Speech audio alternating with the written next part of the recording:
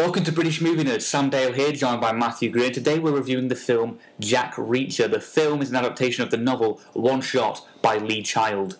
Directed by Christopher McQuarrie, the film tells the story of a homicide investigator who is digging deep into a case involving a trained military sniper who shot 5 random victims. Starring Tom Cruise and Rosamund Pike, this film promised to be an action-filled crime drama, but did it live up to its expectations? Matthew Gray. I thought it did.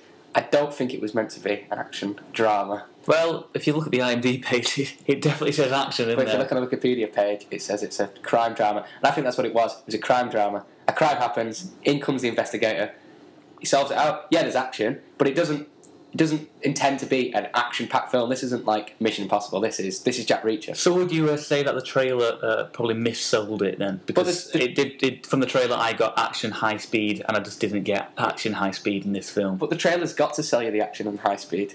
So it missold it? Maybe, yeah.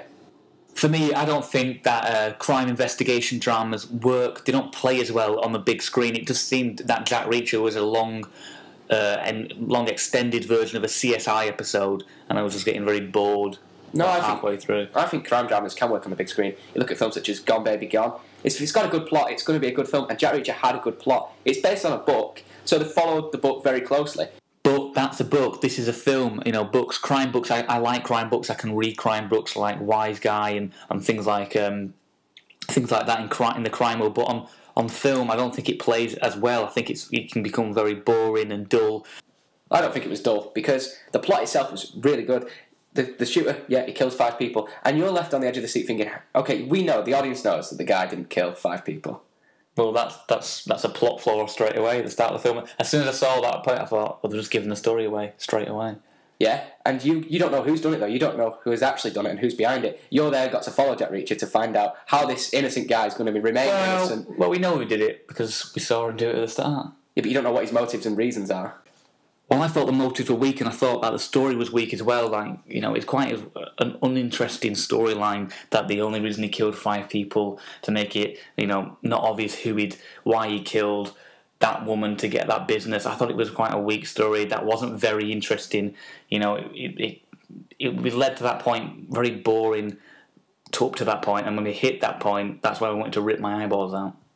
Wow. Well, no, I don't think that. I think the plot was interesting. You realise that the 5 people, that only one of them actually had a reason, and the business was worth a lot of money.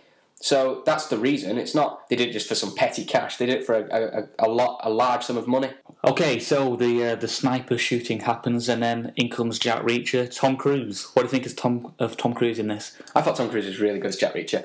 There have been people complaining about his size because in the books Jack Reacher's meant to be some really tall 6'5" guy, but I think Tom Cruise brings his own presence. You know. Okay, he's not 6'5", but he brings a certain menace. And when Jack Reacher first walks in, when you first see the reveal of Jack Reacher, it feels epic. Tom Cruise has made that with his own sheer presence. I mean, I didn't enjoy the film, as you know, but I do like Tom Cruise, and I did quite like him in this.